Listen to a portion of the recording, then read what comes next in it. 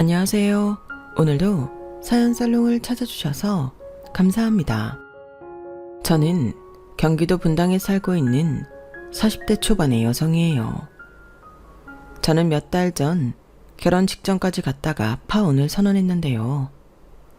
적지 않은 나이에 결혼을 깬 거에 대해 안타까워하는 분들도 계시고 무슨 일 때문인지 궁금하신 분들도 계실 것 같아요. 하지만 그렇기에 더더욱 이 결혼은 아니라는 생각이 들었어요. 결혼이라는 게 두 사람이 더 나은 인생을 살려고 하는 거잖아요. 서로를 행복하게 해주기로 약속하는 거고요. 그런데 결혼이 목전에 닥쳐서 보니 남자와 그 어머니는 다른 꿍꿍이가 있었더라는 거죠. 그것 때문에 스드메이에 이것저것 위약금이 처리되어 돌려받지 못한 돈이 있긴 하지만 그대로 결혼해서 평생 그 집 호구로 살며 끝없이 돈 뜯겼을 생각하면 액땜 수준이라고 생각해요.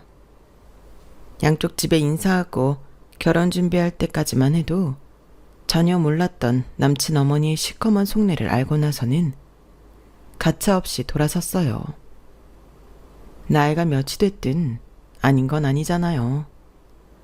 나이가 많다고 대충 웬만한 건 참고 결혼하는 건 아닌 것 같아요. 그게 정말 내 인생에 책임 없는 행동이고 수렁에 빠지는 거니까요. 그러면 지금부터 제 이야기 제대로 한번 해볼게요. 저와 오빠는 어릴 때 아빠가 돌아가시고 쭉 엄마와 외조부님과 살다가 몇 년 후 엄마도 지병으로 돌아가신 다음부터는 이모네 집에서 살았어요. 친가는 사정이 넉넉하지 못한 것도 있었고 처음부터 저희 엄마를 탐탁지 않게 여겨서인지 저희를 돌봐주겠다는 말 한마디 없었던 걸로 알아요. 다행히도 외갓분들이 마음이 넉넉하고 사랑이 많아서 이모 부부가 저희를 자식처럼 키워주셨죠. 이모네는 저랑 오빠보다 나이 많은 언니가 있었는데 언니도 저희를 친동생으로 여겼어요. 친구들한테도 다 자기 동생이라고 말했지 사촌동생이다, 이종사촌이다 이런 설명을 붙인 적이 한 번도 없었거든요. 그 덕에 저와 오빠는 부모님은 잃었어도 더는 큰 아픔 없이 밝게 자랄 수 있었네요. 오빠는 미국에 유학을 갔다가 거기서 결혼해서 살고 있어요. 이모 부부한테는 매달 용돈을 보내드리고 있고요. 거기에는 저희를 키워주신 데에 감사한 마음이 있는 거죠. 저는 꽤 큰 IT 기업에서 개발 프로젝트 일을 하고 있고 역시나 매달 부모님 용돈 드리는 마음으로 이모 부부한테 용돈을 드리고 있어요. 언니 부부랑 같이 어버이날하고 생신도 열심히 챙겨드리고 있고요.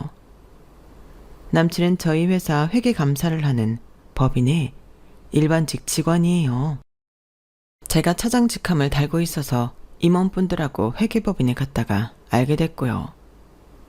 제가 연봉을 좀 많이 받는 편이라 적금 들고 주식하면서도 여행 다니고 하고 싶은 거 다 하고 살았어요. 이모네에 계속 살기 때문에 집에 들어가는 돈이 없어서 더 풍족하게 쓰기도 했고요. 저한테 이모 부부는 다른 사람들한테 말할 때만 이모, 이모부라고 하지 집에서는 자연스럽게 엄마 아빠라고 부르거든요. 그러니 제가 계속 같이 사는 게 너무 당연한 일이었어요. 저희 집 분위기는 그랬어요. 이모네는 이모가 외할아버지한테 받은 부동산도 있고 이모부가 대기업 임원이어서 큰 경제적 어려움 없이 살았어요. 제 통장이 두둑한 건 어찌 보면 당연했어요. 남친과 1년 반 정도를 사귀다가 결혼하기로 결정하면서 서로 재정을 공개하게 됐는데요. 남친은 돈을 정확히 1,200만 원 쓸 수 있다고 하더라고요. 그게 결혼 비용으로 쓸 수 있는 전부였던 거예요. 너무 걱정하지 마. 엄마가 우리 신혼집 자금은 대준다고 했거든. 너랑 내가 동갑이라고는 해도 나는 군대 갔다 와서 공시생하다가 포기한 시간이 있어서 사회생활 시작이 늦었잖아. 그러다 보니 직장 생활도 10년 좀 안 됐고, 그동안 대학교 등록금 대출받은 것도 갚고 이것저것 들어갈 때가 많았어. 그런 걱정 없이 편하게 산 윤정이 너랑은 경우가 다르잖아. 뭐 혼사가 이렇게 다 어그러지게 된 것도 결국 돈 때문이긴 한데요. 돈보다도 남친하고 남친 어머니의 어이없는 태도가 더 문제였거든요. 그런데도 남친은 제가 파혼한 이유를 이야기할까봐 아주 노심초사했었네요. 뭐가 잘못인지 모르는 거였죠. 야, 박윤정, 너 파혼한 이유 소문내지 마라. 그거 너도 쪽팔린 거야. 알아? 결혼 깨진 게 자랑은 아니잖아. 나도 아무 말 안 할 거니까 너도 그러는 거 다 입국 닫으라고. 알았지? 이런 거는 그렇게 해달라고 부탁해야 되는 거 아니야? 어째 말하는 게 명령조다. 어쨌든 내가 먼저 나서서 말하고 다닐 일은 없을 거야. 너만 잘하면 말이야. 김정호, 너 내 눈에 띄는 데서 자꾸 여자 꼬시고 그러지 마라. 내가 진짜 지구 끝까지 따라가서 그 여자한테 너랑 결혼하면 왜 안 되는지 다 얘기할 거니까. 너야말로 나에 대한 험담하기만 해. 회사 게시판에 니네 콩가루 집안인 거 다 밝힐 테니까. 사람을 돈주머니로 하는 게 콩가루 아니겠어? 제 말에 그 인간은 더는 입을 못 놀리고 씩씩대며 돌아가더군요. 정말 찌질하기 그지없더군요. 제가 왜 저런 인간을 좋다고 결혼까지 한다고 했나 싶었어요. 정말 제가 제정신이 아니었나 봐요. 솔직히 저라고 파혼한 다음에 사람들 보는 게 껄끄럽지 않았겠어요? 뒤에서 뭐라고 수군댈지 걱정도 됐고 스트레스도 받았는데 직장 동료 한 명이 자기 속을 털어놓더라고요. 박 차장, 그렇게 끝난 게 나아. 나는 지금 결혼 1년 반이잖아. 심각하게 이혼 고민 중인데 이게 은근 걸리는 게 많더라고. 이혼 소송도 너무 스트레스일 것 같고 진짜 결혼식 올린 과거의 나를 때려주고 싶다고. 누가 뭐라 하든 박 차장 인생만 생각해. 김정호 씨 외동이랬지? 요즘이야 거의 외동이 많긴 한데 그래서 더 집착하는 시어머니들도 많다는 것만 알아도 내가 들은 얘기만도 진짜 장난 아니게 많거든. 근데 결혼 전부터 사람 긁는다? 이거 뻔해. 나도 결혼 준비할 때 포기했어야 했어. 나이 많다고 대충 맞춰서 결혼하는 거 절대 아닌 것 같아. 나도 곧 40 된다고 급하게 결혼해서 이렇게 된 것 같다니까? 직장 동료는 저한테 이거는 지나가라는 바람이라고 더 좋은 일 있을 거라며 사람들 시선에 너무 신경 쓰지 말라고 하더라고요. 그 말이 너무 고마웠고 그 친구 이야기를 들으며 제가 파혼하길 정말 잘했다는 생각이 들었어요. 남친은 결혼 전 자기네 부모님은 오픈마인드여서 제가 이모네 집에서 자란 것도 전혀 신경 쓰지 않고 시집살이 같은 것도 없을 거라고 큰 소리 쳤었어요. 처음 인사 갔을 때 남친 어머니도 저한테 직접 말한 거기도 했고요. 나는 고리타분하게 며느리한테 잔소리하고 쓸데없는 시집살이는 안 시키려고 한다. 하나뿐인 아들 결혼시키니까 며느리를 잘 잡아라. 그런 말 하는 친구들도 있는데 나는 그런 사람 아니야. 뭐 일주일에 전화는 몇 번 해야 되고 명절은 어떻게 챙겨야 되고 아주 시시콜콜 나한테 코치들 하더라. 근데 나는 그런 거 안 해도 그만이야. 진짜 그래. 예단도 기본적인 것만 하고 너무 비싼 거 하지 마라. 남친 어머니도 남친도 너무 쿨하게 나오니 오히려 제가 마음을 쓰게 되더라고요. 아무리 그래도 하나밖에 없는 며느리 보시는 건데 할 건 해야지. 엄마 아빠도 나한테 제대로 다 해가라고 하셨으니까 내가 알아서 해볼게. 나는 윤정이 네가 이모님, 이보부님, 엄마 아빠라고 부르는 게 아직도 신기하더라. 그만큼 친가족이나 다름없다는 것 같아서 좋은 것 같아. 근데 엄마는 아마도 내 결혼식에 돈 많이 못 보태주니까 미안해서 그러시는 것도 있을 거야. 근데 나도 최소한만 해도 될 것 같아. 그런 게 뭐가 중요해? 우리가 잘 사는 게 중요하지. 이렇게까지 말하는 데다가 시댁에서는 저희 부모님이나 집안에 대해 일절 물어보지 않아서 더 철석같이 믿어버린 것도 있었어요. 남친 어머니는 제가 돈 잘 벌고 똑똑하다고 그걸 엄청 칭찬했어요. 능력 있는 며느리 보게 돼서 너무 좋다고요. 요즘은 여자든 남자든 돈 잘 버는 게 최고 아니니? 빠듯하게 벌어서 허득거리며 살며 부모한테도 불효하는 건데 너는 이모한테 용돈도 준다며. 그런데다가 모아놓은 돈도 많고 그게 잘 사는 거야. 맞아 엄마. 그게 실속 있는 거지.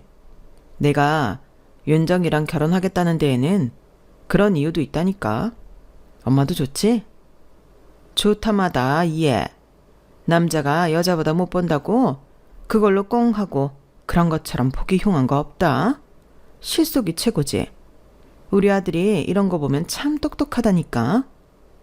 근데 니네 식장은 언제쯤으로 잡을 거니? 네, 저랑 정호 씨가 알아봤는데 저희 스케줄에 가장 맞는 건 2월이더라고요.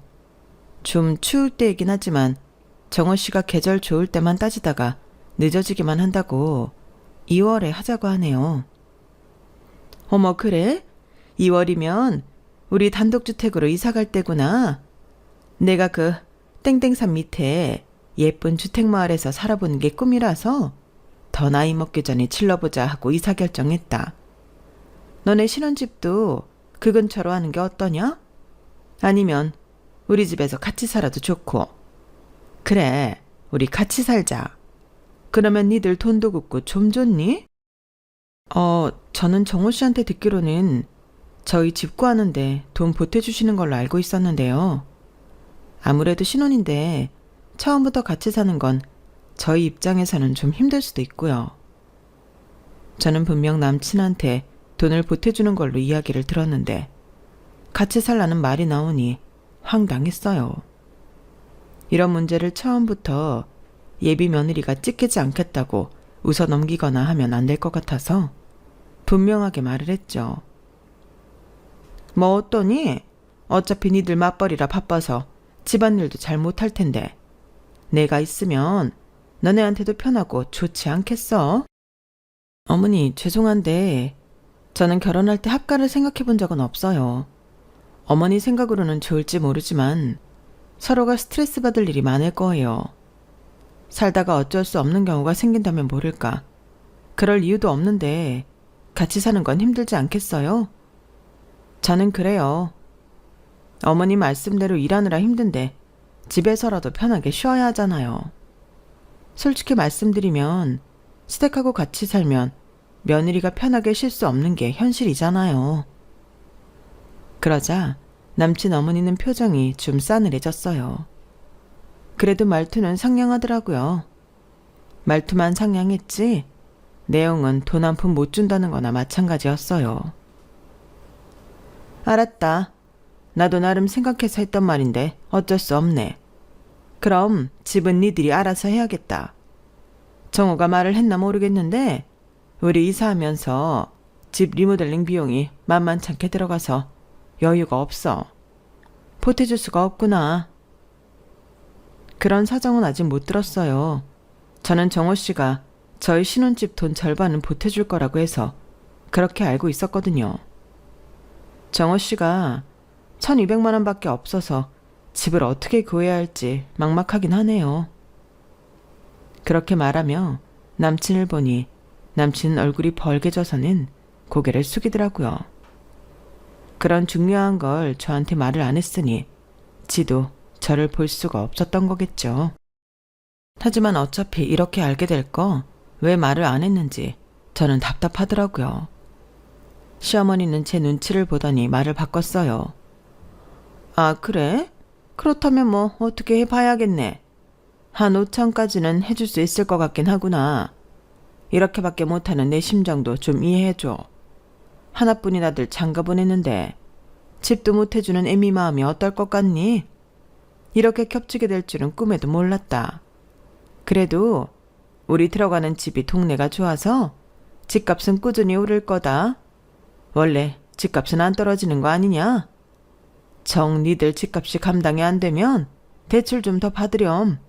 너는 직함도 있고 하니 대출 잘 나올 것 같은데? 그래도 지금 무리를 해서라도 집을 장만해야 니들 노후에 걱정이 없는 거야.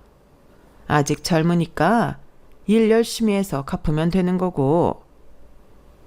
남친도 자기 엄마 말이 맞다는 듯 저를 보며 고개를 끄덕이는데 그 순간 갑자기 든 생각이 이 사람들은 내가 돈 버는 걸로만 나를 판단하는 건가 싶더라고요.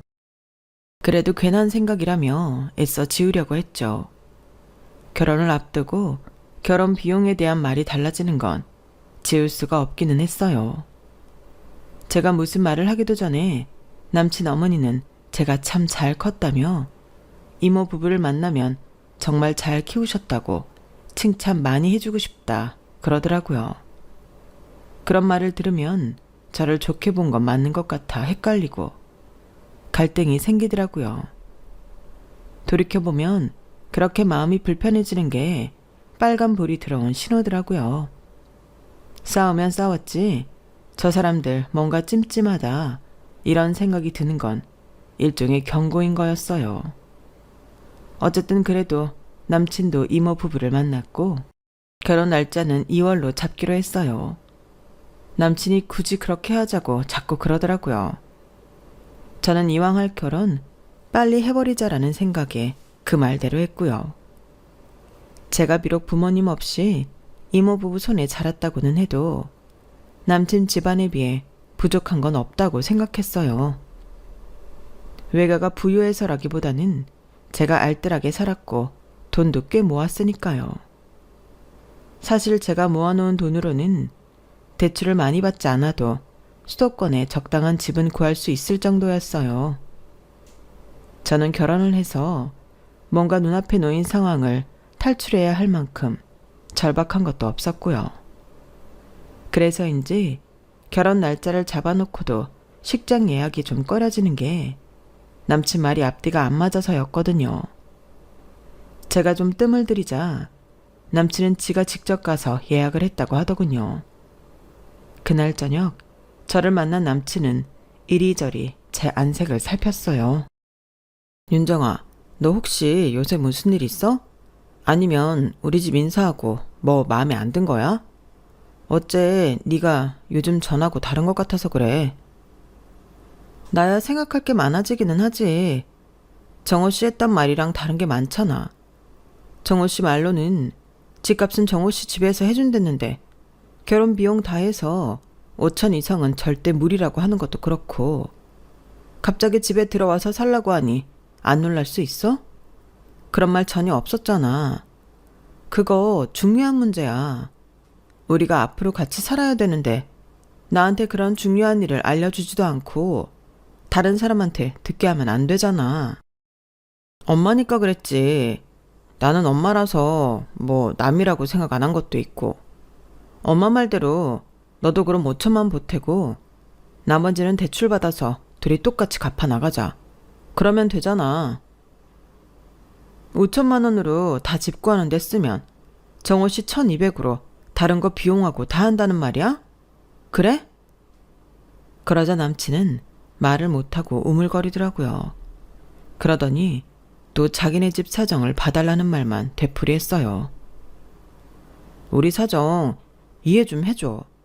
내가 돈 많이 못 모은 거에 대해서는 충분히 얘기했다고 생각하고 우리 엄마도 계속 낡은 아파트에서만 살다가 이제 겨우 꿈을 이루시게 된 거라서 나도 뭐라고 말을 못하겠더라고. 엄마가 원하는 집에 가서 살게 됐는데 나 결혼해야 되니까 그러지 말고 돈 달라고를 못하겠더라고. 엄마도 내심 속상해 하시는 것 같아. 하나뿐인 아들 결혼하는데 여유 있게 못 해주시니까. 우리 둘이 벌면 대출금도 금방 갚을 거야. 그러니까 너무 그런 것 때문에 걱정하지는 말자. 남친은 어떻게든 돈 문제를 무마하려고 했는데 저는 돈도 돈이지만 남친하고 남친 어머니 태도 때문에 더 불편했던 거거든요. 근데 그걸 모르는 것 같더라고요. 어째 얼른 이 상황만 벗어나 보자 하는 것 같기도 했고요. 나중에도 이런 일이 생기면 또 자기만 어떻게든 모면하고 빠져나갈 것 같다는 생각도 들었어요. 남편으로서 신뢰를 할 수 있는지의 문제였죠. 저는 남친한테 앞으로는 뭐든 있는 그대로 다 말해달라고 했어요. 제가 알아야 할 건 알아야 되지 않겠느냐고요. 근데 남친 어머니 역시 제가 할 말 다 하는 걸 보고 기분이 안 좋았나 보더라고요. 남친이 생각 없이 자기 엄마가 친구들 만난 자리에서 제가 기가 세다며 만만치 않겠다는 말을 한 걸 그대로 전하더군요. 그러면서 자기가 엄마한테 그런 소리 하지 말라고 큰 소리 쳤다며 자랑스럽게 말하는 거였어요. 내가 엄마가 자꾸 너보고 기가 세네, 우리 아들 힘들겠네 이런 말해서 그러지 말라고 뭐라고 했다?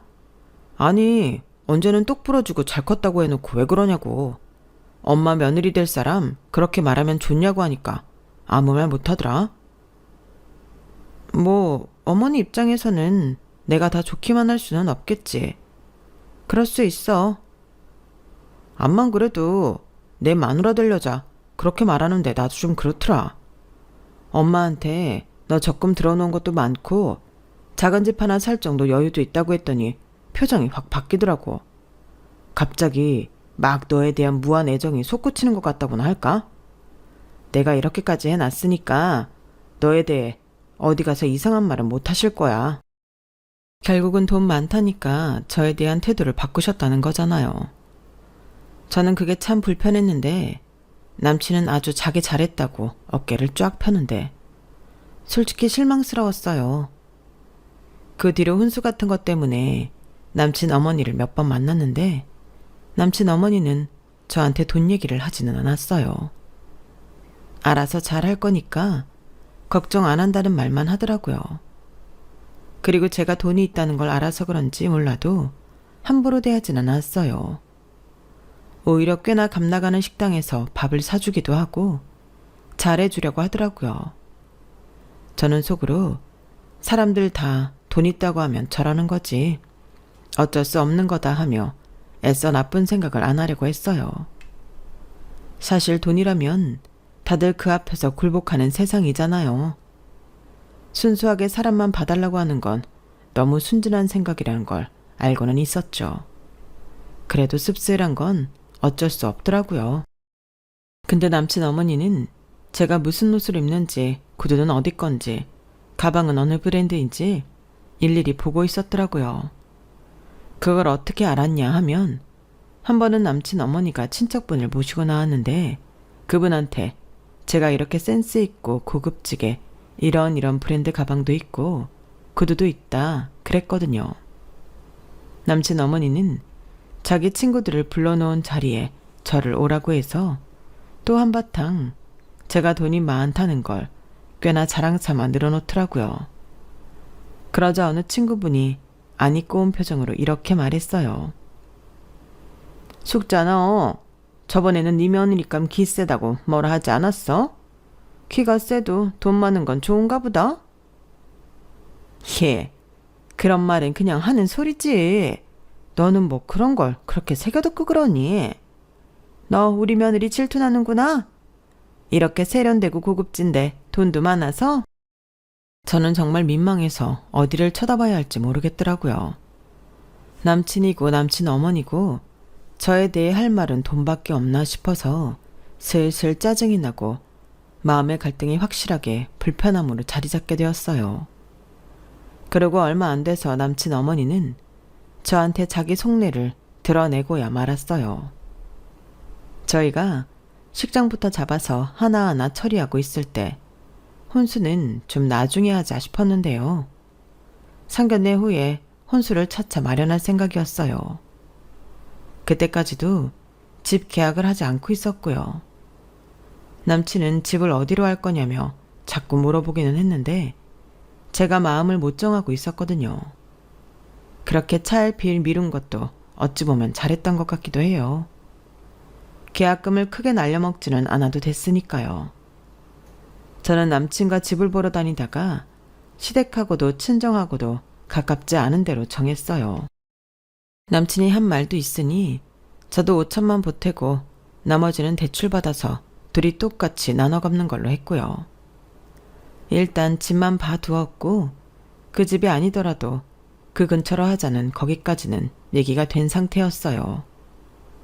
상견례가 늦어진 거는 남친 집 쪽에서 일이 생기는 바람에 계속 미뤄서였어요. 결국은 결혼식 한 달 앞두고 상견례를 하게 됐는데요. 그때 집이 마음에 든 게 있어서 보려고 했는데 집주인이 유럽 여행을 간 바람에 직접 만나지를 못한 거였어요. 그래서 일단 보류해 두었는데 그게 정말 1,000원이었지 뭐예요.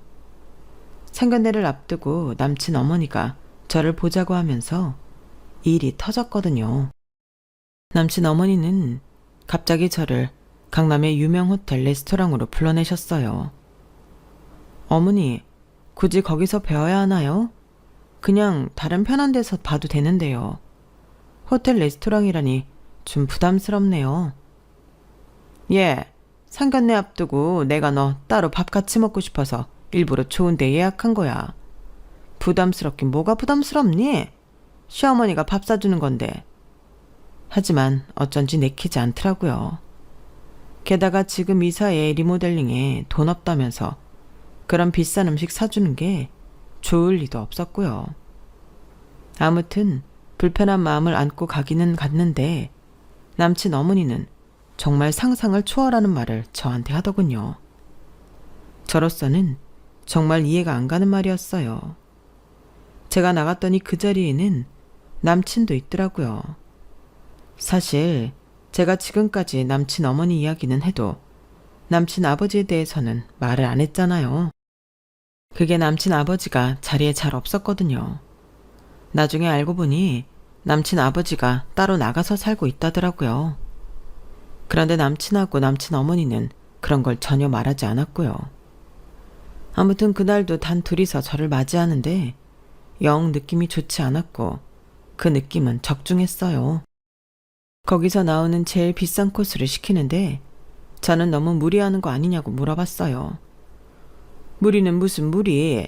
이제 곧 한 집 식구 될 거라 축하 의미도 있고 내가 하고 싶은 말도 있어서 그런 거니까 일단 먹자. 먹을 때는 기분 좋게 먹어야지. 하면서 남친도 남친 어머니도 코스 요리가 다 나올 때까지 먹기만 하고 별 다른 말을 하지 않더라고요. 그러더니 느닷없이 신혼집 구하기로 한 곳이 앞으로 집값 많이 오를 동네라며 제 안목이 대단하다고 막 칭찬을 하더라고요. 역시 우리 며느리가 돈복이 있어. 그냥 돈 냄새 맡는 데는 귀신인 것 같아. 그러니까 직업도 돈 잘 버는 직업을 딱 알아본 것 같아. 그렇다니까 엄마. 윤정이가 진짜 돈이 붙는 사람 같아. 그래서 말인데 세아가 이 대출 상품 말이다. 이게 딱 네가 대출 받으면 아주 좋을 것 같아서 말이야. 대출 상품이요? 아, 저희 집 구할 때 대출 받을 거 말씀이세요? 아니 그게 아니고 나 이상하는데 말이야. 이래저래 돈을 쓰다 보니 잔금 내는데 2억이 부족하더구나. 네가 여유가 꽤 있다고 해서 그걸 좀 쓰게 해달라고 하고 싶었다만 그러면 너도 갑자기 큰 돈이 훅 나가서 비상금이 줄면 불안할 것 같아서 말이야. 이 대출 받아서 나 좀 해주련? 돈은 네가 갚는 데에 절대 무리 있지는 않을 거다. 신혼집 대출은 니네 둘이 같이 할 거니까 여유가 있잖아? 니들 생활비 쓰는 게 뭐 얼마나 되겠어. 각자 용돈 하던 거 모아 써도 되는 거고. 이 정도면 네가 우리 집 위해서 해줄 수 있는 금액이라고 본다. 네? 제가 지금 잘못 들은 거 아니죠? 그러니까 이 대출을 받아서 어머니 집값 잔금에 보태고 그 대출은 제가 갚으라고요? 네 이름으로 낸 대출인데 네가 갚아야지. 그럼 누가 갚아? 뭐 정우가 갚아야 하나? 윤정아, 내 월급 뻔한 거 너도 알잖아. 우리 어차피 같이 살 거고 너 우리 가족 되는 건데 네 돈 내 돈 따지는 건 좀 그래. 엄마한테 이 정도 해줄 수는 있는 거잖아. 정어 너 뭘 그리 비굴하게 말하니? 그러니 제가 맨날 큰소리치지. 예, 이 정도는 내가 부모로서 당연히 요구할 수 있는 거 아니니? 너 하는 태도 보니 내가 마음이 상해서 안 되겠구나. 좋게 말하니까 잘못 들었냐? 이딴 소리나 하고 말이야. 나 이 돈 받아야겠다. 니네는 앞으로 돈 모을 일만 남았지만 늙은 나는 아니거든. 그러니까 이 대출 받아다오. 너무 기가 막히니 혀만 차게 되더군요. 대출 상품은 10년 동안 갚아야 하는 거였고 그 기간 동안 저는 제가 쓴 돈도 아닌 것 때문에 제 생돈을 물어줘야 하는 건데 제가 자기 아들하고 결혼한다고 그걸 당연하게 요구하니 황당하게 그지없었어요. 자기야, 박윤정, 이 집 결국 우리 거 되는 거야. 나한테 형제가 또 있냐? 우리 집에 온리원, 나 하나야. 엄마가 결국 그 집 우리 주지 누구 주겠어? 그러니까 미래를 위해 투자한다고 생각해. 정호 말이 맞다. 내가 이 집을 조카를 주겠니? 고모니한테 주겠니? 나 다 뜻이 있어서 지금 무리를 해서라도 좋은 집 얻는 거다. 이게 다 재산을 불리는 과정이라고 생각하고 지금 투자를 좀 하려무나. 다 서로 좋자는 거잖냐. 뭐가 서로 좋자는 거예요? 결국 그 집이 제 이름이 되겠어요? 어머니, 그 집 이름 제 명의로 해주실 거예요? 말씀해보세요. 제가 그렇게 말하자 남친 어머니와 남친은 서로 얼굴만 보며 아무 말도 못했어요. 그럴 줄 알았어요. 그런데 저더러 이 대출금을 다 갚으라고요? 2억을요? 아니 저 생각해 주시는 척 저한테 그 돈 달라고 하려다가 대출 받는다고요? 어떻게 이런 억지를 부릴 수 있어요? 이 자리가 저 떠봐서 대출을 받을지 2억을 줄지 보려던 거군요. 너는 무슨 말을 그렇게 하니? 니네 둘이 계속 같이 벌 거니까 미래에 너네 집에 먼저 돈 좀 대라는 건데 그게 뭐 그리 나쁘다고 이래? 일단 대출 상품이나 제대로 보고 말해. 저야말로 제대로 말해야겠어요. 저 이 결혼 안 해요. 파혼한다고요. 돈이 필요하면 아주머니 아들 돈으로 하세요. 이 대출 아들 이름으로 받으라고요. 저는 자리에서 일어나 제 앞에 놓인 대출 상품 카탈로그를 남친 얼굴에 집어 던졌어요. 너무 화가 나서 견딜 수가 없더라고요. 어머, 너 지금 이게 어른 앞에서 뭐 하는 짓이야? 그리고 아줌마? 뭐 파혼을 해? 너 진짜 할 소리 못할 소리 구분을 못하는구나. 화가 난다고 시어머니한테 이런 식으로 대해? 내가 우습게 보여? 시어머니는 누가 시어머니예요? 저 집 계약도 안 했고 식장 예약하고 스드메 예약만 걸었지 결혼 안 했어요. 나 아직 아줌마 며느리 아니라고요. 결혼도 안 했는데 식구 어쩌고 하면서 사람 몰가매려고 하는 건 무슨 심보예요? 솔직히 결혼식 때 올리기 전에 이런 말로 사람 돈부터 뜯어낼 줄은 생각도 못했네요. 그렇게 나만 보면 돈 잘 번다, 능력 있다 하던 이유가 있었네요. 내가 돈주머니로 보였던 거죠. 헛꿈 꾸셨네요, 아줌마. 저 아줌마 아들하고 결혼 안 한다고요. 얼마 전부터 계속 쎄했거든요. 사람 예감이라는 게 있다더니 정말 맞았네. 잘 먹고 잘 사세요. 저는 그렇게 말하고 그 자리를 놔버렸어요. 제가 먹은 것만 계산하고요. 나중에 비싼 음식 사줬는데 파혼했다는 둥 그땐 말 듣기 싫었거든요.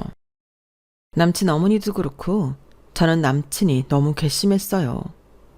어떻게 결혼도 하기 전에 제 이름으로 대출을 받아 저한테 갚게 하라고 할 수가 있죠. 남친은 그날 밤에 찾아와서 저더러 왜 화를 내냐며 뭐라고 하더군요. 너 이런 식으로 화내고 화 풀리면 우리 엄마 어떻게 보려고 그래? 이게 그렇게 화낼 일 아니야. 냉정하게 생각해봐. 우리한테 나쁠 거 하나 없어. 네가 대출금 갚는 게 뭐 그리 손해라는 거야. 아까도 말했지만 그 집 어차피 우리 거 돼. 나 같으면 바로 여윳돈 2억 있는 거 찾아다 엄마 주겠다. 저는 뻔뻔한 남친한테 질려버렸고 그 자리에서 그놈 정강이를 차버렸어요. 이게 진짜 좋게 끝내려고 했더니 사람 아주 지르네. 야, 그렇게 좋으면 네가 대출 받아서 네가 갖고 네 집 만들어. 그러고 집에 들어왔더니 남친은 또 그걸 자기 엄마한테 얘기해서 남친 어머니가 저를 찾아오게 만들었더라고요. 야, 네가 감히 남의 집 귀한 아들 청광이를 시퍼렇게 멍들게 해? 너 미쳤지? 그러면서 저를 때리려고 손을 들길래 제가 손을 확 잡아버렸어요. 남친 어머니는 놀라서 방방 뛰고 난리도 아니었어요. 이게 아주 부모 없이 큰 티를 이렇게 내네? 불쌍한 년 걷어주려고 했더니만 적반하장도 유분수지. 이래서 돈밖에 모르는 것들은 천박하다고 하는 거야. 이봐요 아줌마. 아줌마가 그런 말 할 자격이나 있어? 결혼하기 전부터 대출받아 지들 돈 해내라는 사람이 누구 보고 돈밖에 모른다는 거야. 뭐? 걷어줘? 걷어줄 능력이나 되고? 말 함부로 하지 마. 이런 집안인 걸 모르고 결혼할 뻔한 걸 조상님이 살려주시나 보네. 우리 엄마 아빠가 하늘에서 나 지켜주시는 거야. 이봐요 아줌마. 당신 아들이야말로 그렇게 잘난 사람 아니니까 주제 파악 좀 해. 어디 돈 1200 갖고 결혼하려고 하면서 여자 등골 빼먹을 생각을 해? 저는 바로 시어머니 손을 확 놔버렸고 그 자리에서 남친한테 전화를 했어요. 야, 너 내 말 잘 들어? 너 스드메 예약한 거 위약금 반 낼 준비나 하고 그동안 결혼 준비한다고 나 돈 쓰게 한 거 죄다 물어낼 준비하고 있어. 그리고 식장 예약은 네가 혼자 가서 잡은 거다. 네가 알아서 해. 너 같은 놈하고 결혼을 하겠다고 한 내가 미쳤지. 내가 멍청했어. 그렇게 전화를 끊고 그날 이후 남친은 저한테 전화를 하지 않았어요. 저는 바로 집에 들어가 이모 부부한테 좀 전에 있었던 일을 다 말하고 결혼을 안 하기로 했다고 말씀드렸어요. 제가 좋아했던 사람하고 결혼하려던 게 맞나 싶을 정도로 홀가분하고 아무 생각 안 들더라고요. 그동안 불안해하고 질려 있었던 걸 털어내게 돼서 오히려 다행이라는 마음만 들었어요. 그런 시댁인 줄 모르고 결혼했으면 정말 큰일 났을 거예요. 제 말에 이모는 어디다 대고 부모 없다는 말을 하냐며 화가 나서 당장 쫓아가려고 했지만 제가 겨우 말려서 진정하셨어요. 이모부도 마찬가지였고요. 뭐 이것저것 돈 들어간 거에 비해 손해본 거는 꽤 됐지만 집 계약 안 한 것만 해도 어디예요. 저는 그 정도 손해는 앞으로 인생을 위해 수업비 냈다고 생각했어요. 남친한테도 돈 전부 계산해서 절반 내놓으라고 했고 연락이 없길래 회사로 찾아가자 놀라서 바로 돈을 보내줬어요. 그렇게 파혼을 하니 남친 회사에서는 좀 불편해했나 보더라고요. 그도 그럴 게 저희 기업이 꽤 큰 고객인데 거기 개발 차장하고 파혼을 했고 이게 은근히 소문이 퍼져서 남친한테 책임이 있다는 게 알려졌나 보더라고요. 결국 그 회사에서는 남친을 지방에 있는 계열사로 내려보냈어요. 남친은 그런 일이 있는 줄도 모르고 저한테 왜 파혼했는지 말하지 말라고 난리를 쳤던 거더라고요. 그런 일이 생긴 것도 이제 반년이 되어가네요. 지금은 저도 많이 안정을 찾았고 제 생활 잘하고 있어요. 혹시라도 중요한 일 앞두고서 자꾸 마음이 걸리거나 불편한 게 생긴다면 잠시 멈추고 잘 생각하시길 바랄게요. 특히 결혼 같은 인생이 크게 바뀌는 일은 더더욱요. 저처럼 빨리 정리를 하는 것도 좋은 방법 같아요. 아니면 호미로 막을 거 가래로 막을 수도 있으니까요. 결혼은 저도 행복하고 상대도 행복해야지 특정한 사람만을 위해 제가 희생하는 건 아니라고 생각해요. 그럼 지금까지 제 이야기 들어주신 분들 감사드려요. 다들 행복하세요. 여러분, 사연 댓글에 응원과 현명한 조언 부탁드려요. 좋아요와 구독은 저에게 큰 힘이 됩니다. 오늘도 좋은 일 가득하세요.